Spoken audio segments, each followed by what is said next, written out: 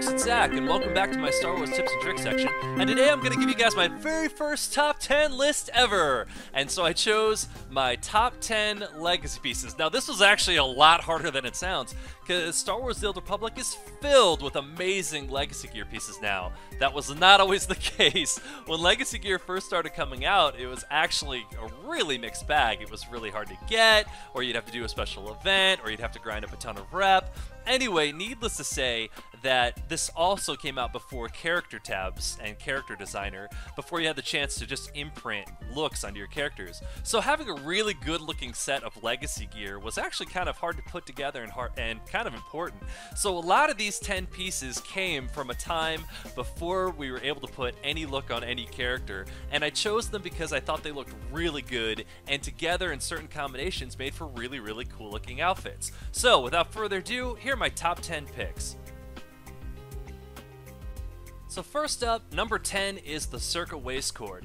This bad boy here you can pick up on CZ198 for just having friend rep. And one of the things I love about this waistcord is that, and you can see it here on my Jedi, it looks good on a Jedi! Or it could also look very good on a gunslinger. It's got a semi-metallic, semi-leather look with a low-hanging strap on the right-hand side, which easily looks like it fits right next to a lightsaber or a gun.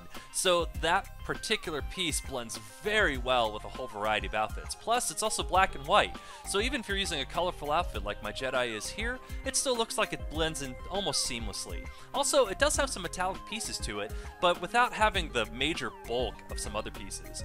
And as far as legacy gear goes, CZ198 is a great place to go and grind rep for easy cash and easy experience. And so if you're going to grind that rep anyway, you might as well grab the belt.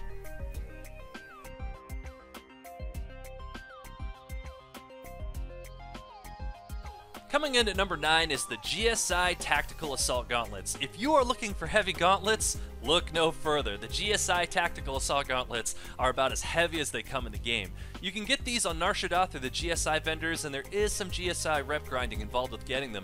But one of the cool things about these gloves is that they're massive gloves. There's not very many of them in the game, and for a legacy set, when you're trying to put armor sets together, it's kind of good to know what your options are. I'm also not a big fan of skinny gloves unless they're fingerless like my Jedi had before, so these are kind of the opposite end of the spectrum. They have really, really thick forearms, and they look really good with the chest piece that my Trooper's wearing here. But they look good on Troopers, looks good on Mercs, and even some Jedi builds. I actually have a really cool Cyber Knight look for one of my Jedi Knights, and I use these same gauntlets on him. Also, there's a kind of a theme in some pieces of gear, and what you can see here are some cables that run underneath the forearm.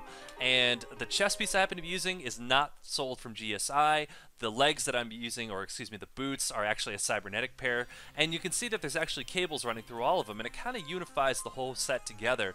But just as a standalone piece, those heavy armor gloves, they're as heavy armor as they come. And if you're looking for something that really looks like it has some heft and some weight to it, I highly recommend these.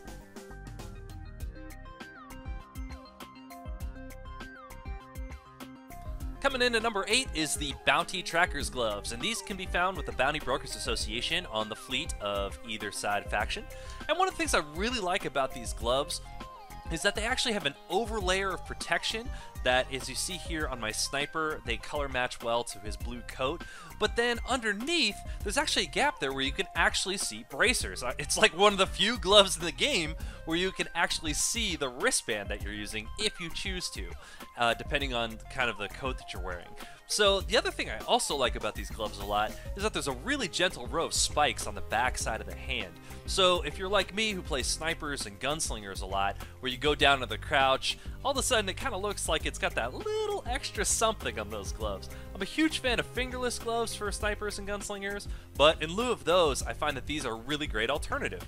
It can make you look a little bit tougher and a little bit dangerous without being like, ridiculously Sith spiky like some of their gear is. And also, when you see it color matched, it color matches almost perfectly. And not every piece of legacy gear in the game color matches well to every different mod. So, that is the Bounty Tracker's Gloves.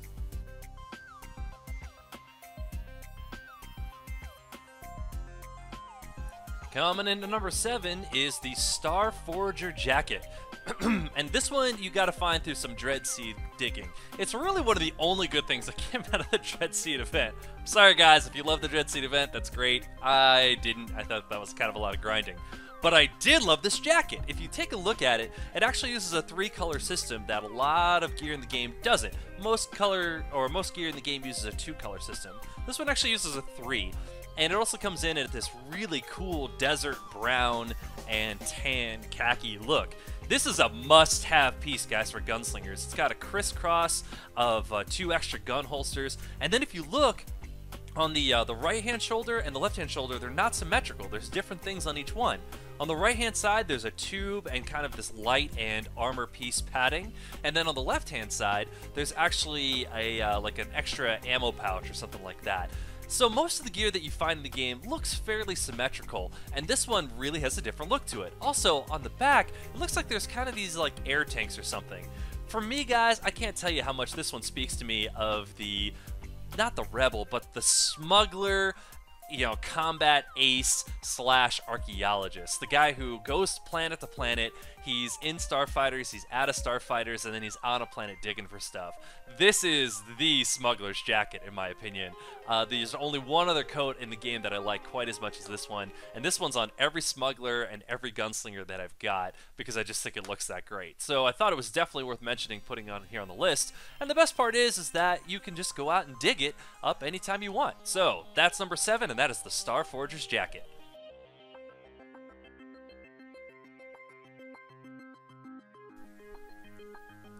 And at number 6, while we're talking about Dread Seed items, we might as also talk about the Dread Seed boots. As you can see here, this is SWTOR. This is actually one of my power techs. And one of the things I love about the Dread Seed boots are they are the most unique looking boots in the game, bar none. There's a lot of interesting boots in this game, but I feel like this one really takes the cake. It is all sharp metal angles and metal plates of varying sizes, all going in various directions.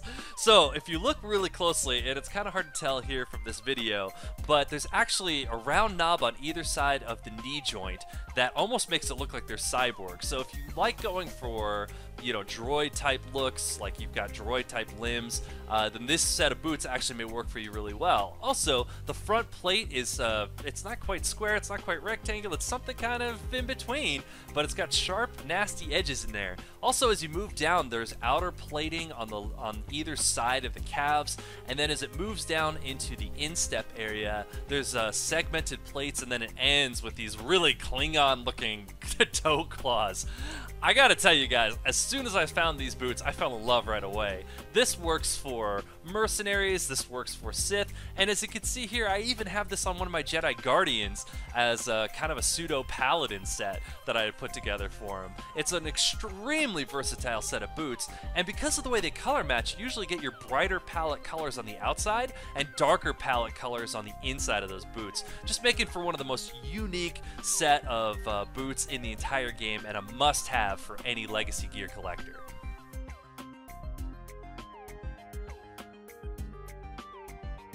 Now let's go ahead and move into the chest pieces, and at number 5 we've got the Shield Warden's body armor. This comes from Yavin 4 Coalition forces on Yavin 4, and this is one of the most impressive heavy armor chest pieces in the game.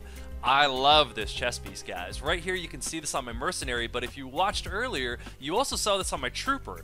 This is one of those really, really great chest pieces that can go to either class unilaterally. So on my on my mercenary here, this gives him a really, with a light gray and dark gray dye module, it gives him that really classic bounty hunter feel with a heavy armor chest piece. And then again, you see those same gloves I was talking about earlier, and then all you have to do is throw on a bounty broker's helmet and you are set to go with a mercenary. If you look at it, you can see that there's actually several different layers to it. There's an inner layer, an outer layer, tubing that like connects the two different layers. It also runs underneath the arm, and what it does is it just makes it feel like a bounty hunter or, you know, trooper who already had a set of armor on threw on extra armor pieces on top of it, and it's one of the things that I absolutely love about this set. Plus, depending on what kind of boots you pick or what kind of hands you pick, again, you can also become, you know, a Jedi Knight, or, you know, any character that you want that is wearing heavy armor. So, extremely versatile and definitely worth a mention on this top 10 list.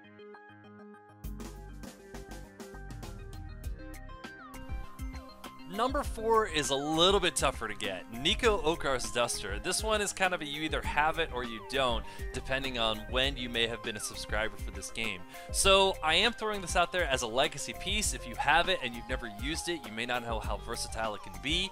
If you don't have it and have no way to get it, there are other trench coat options in the game that you can use. But I'm a big fan of legacy gear because you can transfer whatever's inside of it to tune, as well as the legacy gear piece itself. It doesn't mean you have to have light armor, heavy armor, or medium armor to use it. Legacy armor is great in that it's completely adaptable. So the Nico Okar's Duster, here's the thing that's really great about it, guys. Some of the trench coats that you find in the game actually have a design pattern on them that prevents color matching from happening solidly all the way through. But if you look at Nico Okar's Duster, it's actually nice and flat from the shoulders down on the backside, so it color matches perfectly. I have a black dye module here in this one, and this is a must-have coat for every sniper and agent and anybody who ever likes the idea of a covert operative. You gotta have this coat in your arsenal somewhere. If not, get the Troublemaker's Duster, or, you know, just get some version of it because it's just too cool looking to not have. It's a trench coat in Star Wars. Come on! Does it get any better than that? Also, one of the great things about this coat too is depending on the color dye module you have in there, this also looks great on gunslingers. This looks great on Jedi, especially if you like to RP that your Jedi came from a place like Nar Shaddaa or is working undercover. It is just too cool of a jacket and so unique. There's not really a whole lot of them out there, so like once you have it, it's a really great piece to have to color match to a lot of different ideas, and it's really fun to experiment with, guys. Some of the weirdest dye modules out there actually end up being some of the coolest looking colors on this coat. So that's the Nico Okar's Duster, and that is number 4. We're getting towards the end of our list here, and at number 3, we've got the Voss Ambassador Robe. Now, technically, I'm just really talking about the chest piece here, but the legs on this same set that you can get from Voss, I might just as well throw that in too. They are both two stellar pieces to have and a must-have piece for anybody who plays any type of Jedi or any type of Sith. Reason being, especially if you are a Sage or a Sork, this set looks fantastic. It comes from Voss, therefore both factions have a claim to it, and even better than that, it color matches so well to so many different colors, and not a lot of armor pieces do. So right here I have a black and red dye armor pack, and I have this on my Jedi, and it looks fantastic, and I can throw this immediately onto my Sork, and it looks fantastic on him too. And that is one of the things that, in my opinion, makes for a really, really great set. Also, earlier, if you saw my Jedi Guardian when I was showing the Dreadseed boots, he is actually using this same chest piece with a white and gray dye module pack into it for a Paladin looking set. And with the right kind of helmet, the hood goes away, and all of a sudden you're just left with what almost looks like a Voss type tabard piece that's hanging from the chest and, you know, down in between the legs with that lower flap. Also, I would mention that the headband also comes from Voss as well, but if you want to use certain types of masks like Revan's mask, it does fit there underneath the hood, although some of the larger, you know, helmet types do cover up the hood and then just makes for a flat mask, and then you lose the back part of that hood and overlay on the backside. But other than that, this is a fantastic set. It color matches really well, it looks really great with both factions, and a must-have for, again, for any Legacy collector. We're going to do our last two pieces at the same time, number 2 and 1, and this is also from GSI on Nar Shaddaa, and this is the GSI Tactical Assault Greaves and the GSI Tactical Assault Boots.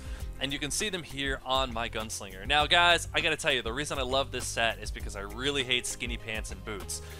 Not all of them look very good. If you look at what I've got on Risha, that's about as nice and as kind as I'll ever look at a pair of boots.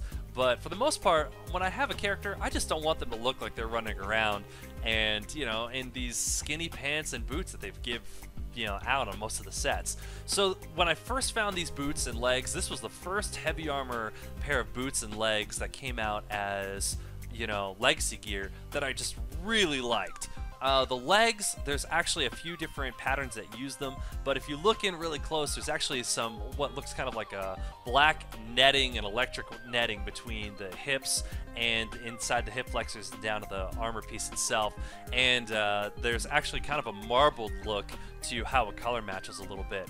Also, if you look at the boots themselves, there's actually a trooper set of boots that design comes from. But the really cool part about it is that it looks like there's two layers. There's an inner layer and then an outer layer that protects the shins and the kneecap and the back part of the calves. And it's the closest thing I've been able to find to a pair of space cowboy boots in this game. Also, if you color match black to black, the little round spots disappear completely. I don't really mind them so much as well. I feel like that's a fascinating class mechanism for how the whole thing just kind of wraps around a dark pair of boots. But these boots are fantastic. I use them on Jedi. I use them on just about every character I have. These are the two must-have pieces because as legs and boots go, they bulk up the legs a little bit. So instead of having, you know, a skinny, weak-looking character, you know, this guy actually looks like he's, you know, bound and ready for war without looking so bulky with the chest piece and armoring that he looks like a trooper or a merc. So these legs, guys, are definitely a great option if you're trying to make some new outfits and trying to make something that looks a little bit sturdier without looking like it's completely, you know, overabundant of armor. You've really got to check out these two pieces of leg and boots gear. I have multiple sets of them with multiple color mods. They're just awesome and fantastic. So guys, that is my top 10 list of legacy gear. I hope you enjoyed this video, and if you do, please like and subscribe. And also, tell me what your favorite pieces of legacy gear in the comments are below. I'd love to hear what you guys like to use as your go-to design elements. And other than that, we will see you next time.